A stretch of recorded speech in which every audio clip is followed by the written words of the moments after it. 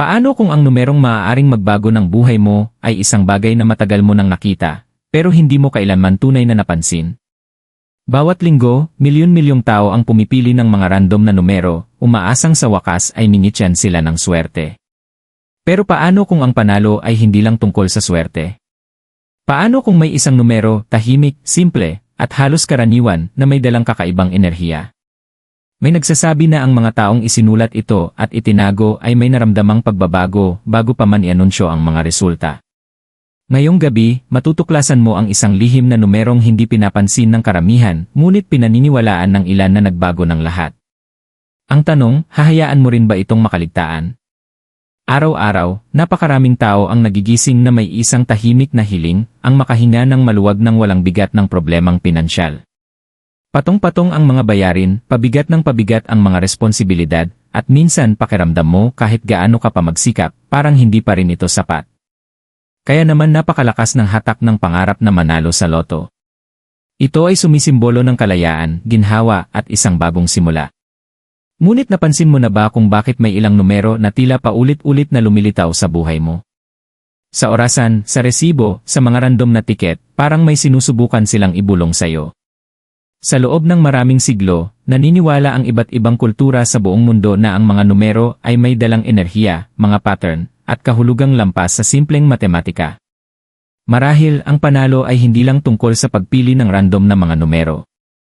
Marahil ito ay tungkol sa pagkakatugma, paniniwala, at pagkilala sa numerong matagal nang umaayon sa landas mo. At ngayong gabi, sabay nating susuriin ang posibilidad na iyon. Iyan nakatagong kapangyarihan ng elid numero.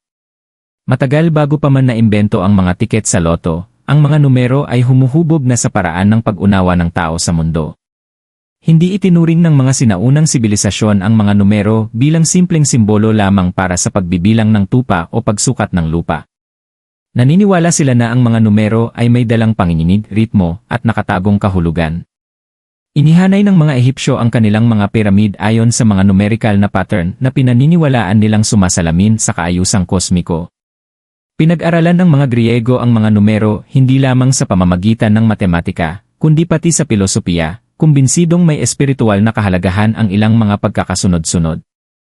Kahit sa makabagong panahon, marami pa ring tao ang tahimik na umaamin na mayroon silang maswerteng numero, isang digit na tila personal at halos nagbibigay proteksyon. Isipin mo kung gaano kadalas naapektuhan ng mga numero ang iyong mga desisyon nang hindi mo namamalayan. Ang mga atleta ay pumipili ng numero sa kanilang jersey na pinaniniwalaan nilang nagbibigay sa kanila ng lakas. Ang mga negosyante ay naglulunsad ng kanilang negosyo sa mga petsang ipakiramdam nila ay tama.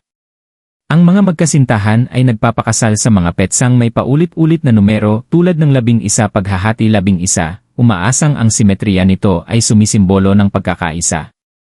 Mga pagkakataon lang ba ang lahat ng ito? O may mas malalim bang nangyayari sa isipan ng tao? Ayon sa mga psikologo, kapag nagtalaga tayo ng paniniwala sa isang numero, bahagyang nagbabago ang ating pag-ugali. Tumataas ang kumpiyansa. Mas tumitindi ang focus. Mas nagkakaroon tayo ng lakas ng loob na sumubok ng mga pagkakataong dati iniiwasan natin. Sa ganitong paraan, maaaring makaapekto ang mga numero sa kinalabasan, hindi dahil sa mahika, kundi dahil sa pag-isip. Kapag naniniwala kang may kahulugan ang isang bagay, iba ang paraan ng pagtrato mo rito. Nilalapitan mo ito ng may layunin. At ang layunin ay may kapangyarihan. Marami ring kwento ng mga taong nakakapansin ng paulit-ulit na numero sa mahahalagang sandali ng kanilang buhay. Nakikita ang parehong sequence bago ang isang malaking tagumpay sa karera. Napapansin ang pamilyar na numero bago makilala ang isang mahalagang tao. Hindi dahil pinilit ng numero na mangyari ang kaganapan, kundi dahil ang kamalayan dito ay nagpalalim sa kanilang intuisyon. Mas naging mapagmatsyag sila. Sa maraming paraan, ang loto ay isang laro ng pagiging random. Ngunit ang mga tao ay hindi random na nilalang. Tayo ay naghahanap ng mga pattern. Naghahanap tayo ng mga senyales, pagkakatugma, at mga palatandaan na nagbibigay katiyakan na nasa tamang landas tayo. At kung minsan, ang isang numero ang nagiging senyal na yon. Ngunit narito ang mahalagang katotohanan, ang isang numero sa kanyang sarili ay walang mahiwagang tinta o kumikislap na aura. Nagsisimula ang tunay nitong kapangyarihan sa sandaling bigyan mo ito ng kahulugan. Sa sandaling magpasya kang ito ay kumakatawan sa oportunidad, hindi lamang sa pagkakataon. Sa sandaling isulat mo ito hindi dahil sa desperasyon, kundi dahil sa tahimik na katiyakan. At dito tunay na nagsisimula ang ating kwento. Yan ay pangunahing kwento, yan ay Gabi J nagbago ni lahat. Hindi kailanman itinuring ni Daniel ang sarili niya bilang isang maswerteng tao.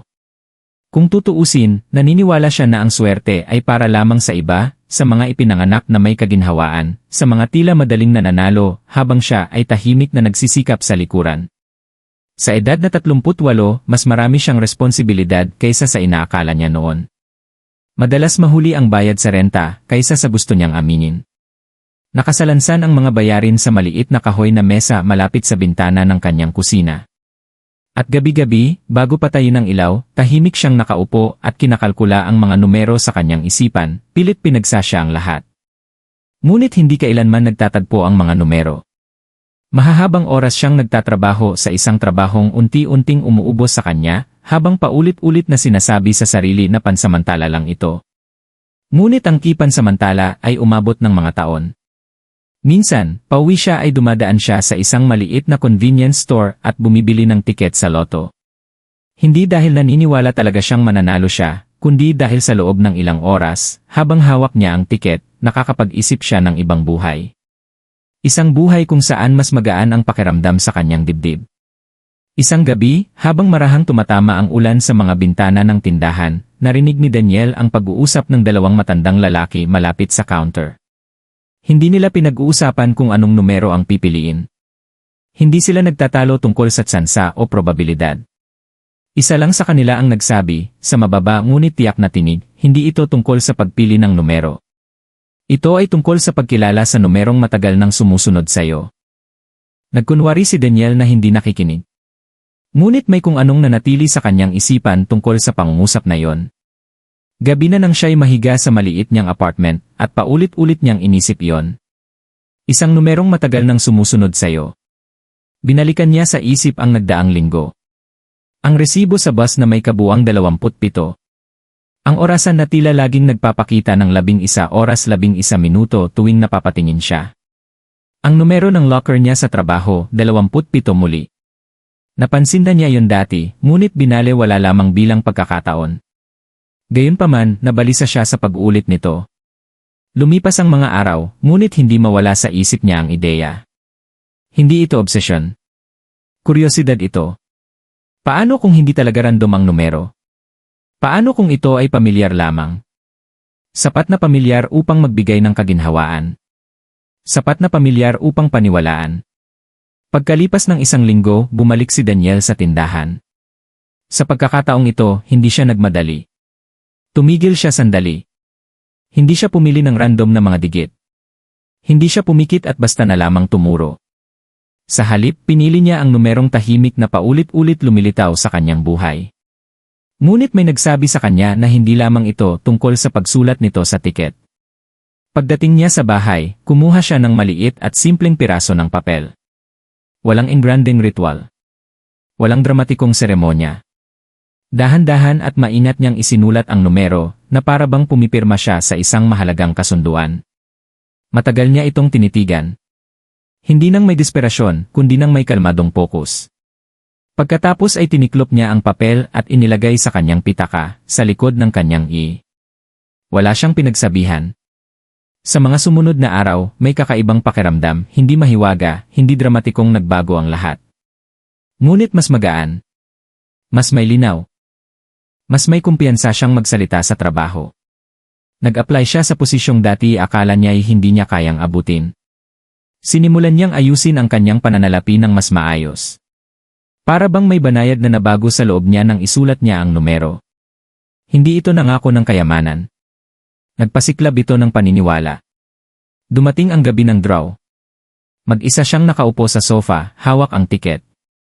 Tumitibok ang puso niya, hindi magulo kundi matatag. Nang isa-isang lumabas ang mga numero sa screen, tumugma ang una. Pagkatapos ang isa pa. At isa pa. Bumagal ang kanyang paghinga.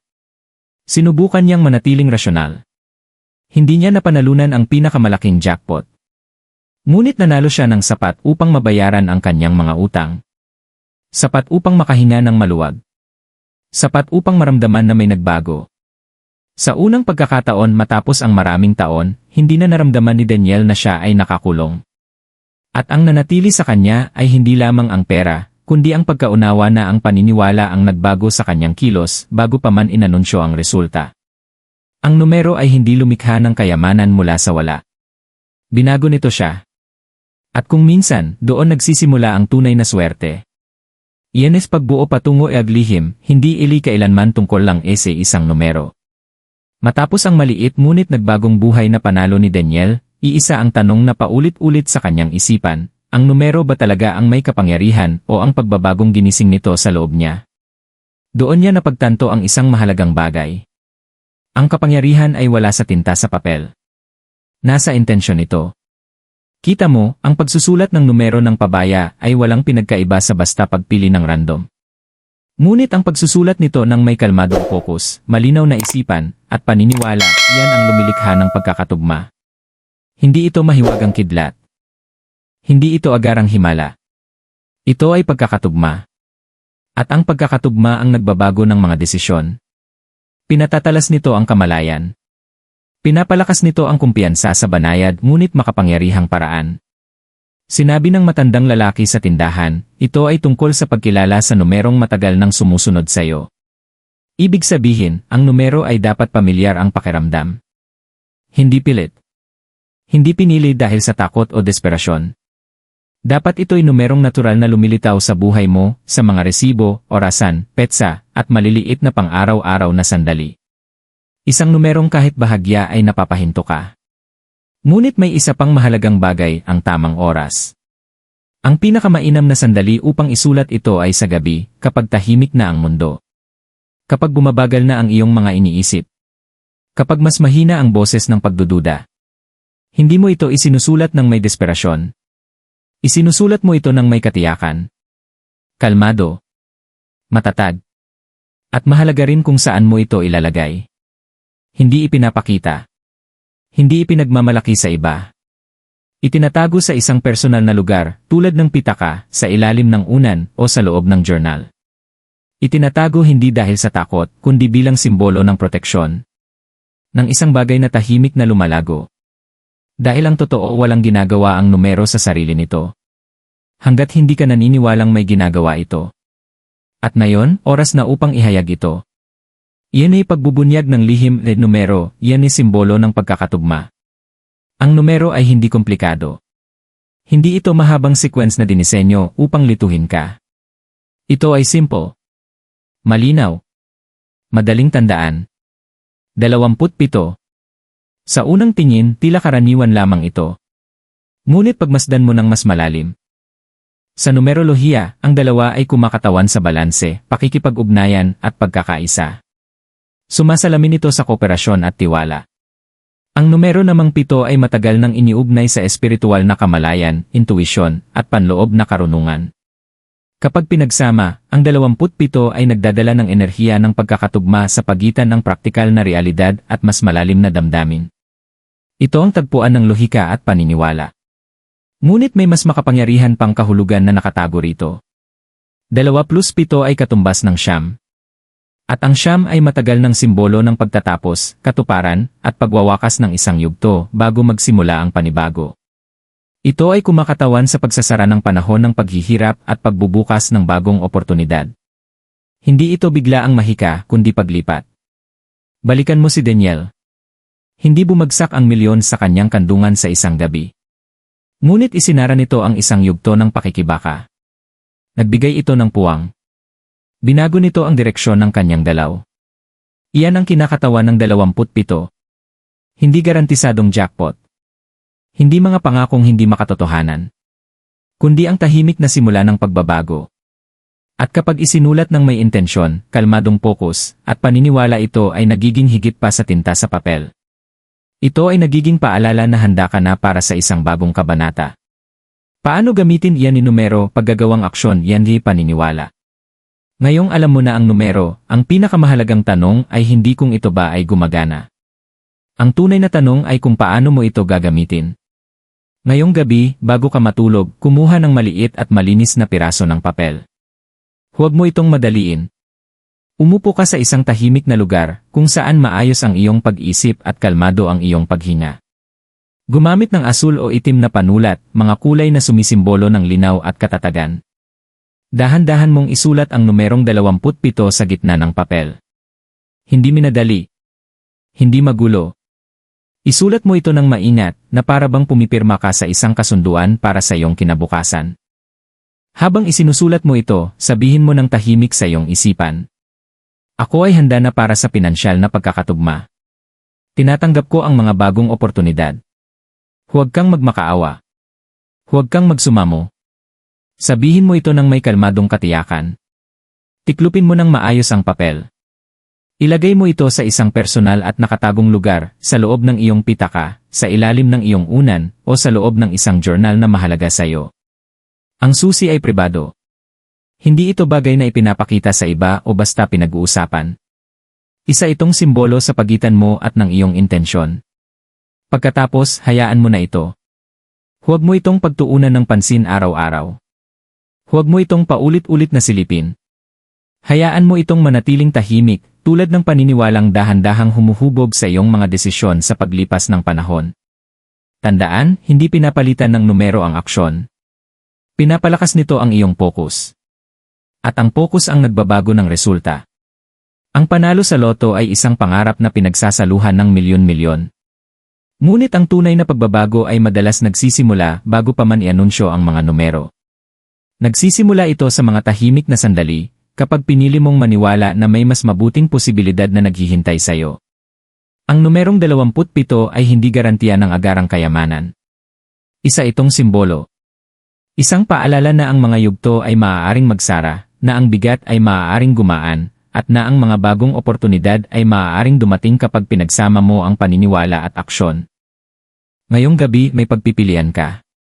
Baliwalain ito bilang simpleng pagkakataon o tanggapin ito bilang intensyon. Isulat mo ito ng kalmado. Itago mo ito ng tahimik. Dalhin mo ito ng may kumpiyansa.